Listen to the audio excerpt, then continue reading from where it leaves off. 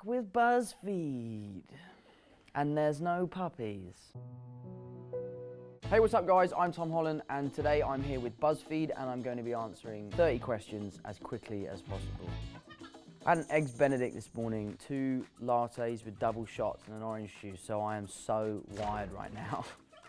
My best friend Harrison, he's living in my house right now and the gate is broken, so the only way he can get out the house is if I remotely open the gate from my phone.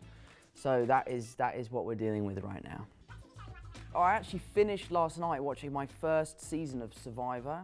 I loved it. I'm so deep into the backstabbing and what do they call it in Survivor, the thing they do when they like all go against one person? Blindsiding people. I love it. I can't wait to start it again.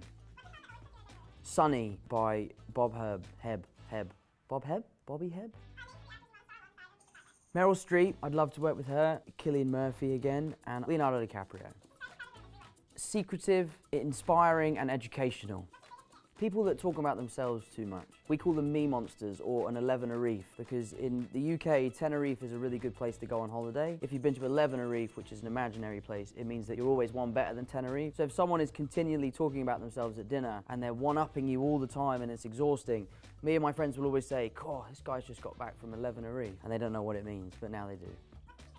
I have no Riz whatsoever. I have limited Riz. My brother Paddy has ultimate Riz. I don't know, I need you to fall in love with me really for it to work. So long game, probably making a movie with each other. It definitely helps when the characters you're playing are falling in love with one another. You can sort of blur the lines a little bit.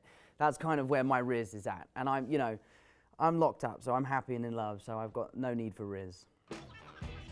My on-set bestie would be one of my real-life best friends, which is Ben Perkins. He was my acting coach throughout this experience, and to be perfectly honest with you, I couldn't have done it without him. Probably physical touch and words of affirmation. I like both of those things. Those are important to me. Emma Laird is definitely the most likely to throw a party after work. Probably Downey. We'd have a good time. He'd figure out a good way to survive. He's invested a lot into machines that can generate fresh water from thin air and stuff like that. He's doing all the right things. So if he could bring one of those machines with him, I think we'd be pretty good.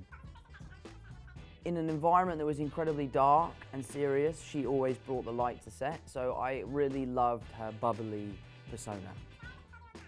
Obnoxious. Less obnoxious. Zendaya. It's non-stop. And she sends me too much. It's like, I can't keep up because I delete my Instagram for days at a time. I download it to post and then I have to check my messages and I'll have hundreds and hundreds and hundreds of things from her. And I try and keep up, but it's intense. The Crowded Room reviews. Zendaya, easy. I think my Spider-Man movies, in my personal preference, would be 1, 3, 2. I would probably have the Patek Philippe olive green Nautilus. Olive green is my favorite color. So when they brought that watch out, I couldn't quite believe that they had brought out not only my favorite watch, but in my favorite color. I did everything I could possibly do to get that watch, and I failed miserably. One of the Harry Potter movies. To be honest, I'd love to be in Billy Elliot again, but maybe as Tony, or even as the dad, like way down the line. I think that would be a lot of fun. The people. You'd struggle to find a city with greater people than New York. Lewis Hamilton. I'd love to try and drive one of those cars, and like he's obviously, he's the best at it and no one does it like him. He's an amazing bloke and someone that I really admire. So to step into his shoes, albeit he does wear crazy shoes, would be an honor. My most useless talent is I can make a water droplet by flicking my cheek. Hold on. No. It's a useless talent because I can't even fucking do it. Damn, we'll come back to it. The wildest rumor that I've ever heard about myself is recently that I decided to become sober after having a meltdown on set, which is wildly untrue. I decided to give up drinking long before I stepped onto set at the Crowded Room. I was really lucky I did so. I think had I been drinking during this show, it would have been a very different experience. So that's probably the craziest one I've heard in a while. I really love carpentry. I've been building stuff at my house. I've got something that's arriving at the end of this month that I'm really excited to build, which I'm going to do in my garden. I'm very lucky that some of my best friends are all professional carpenters and build film sets. So I'll have a good set of hands to kind of help me figure it out. But I think I would have made a pretty good living out of being a carpenter.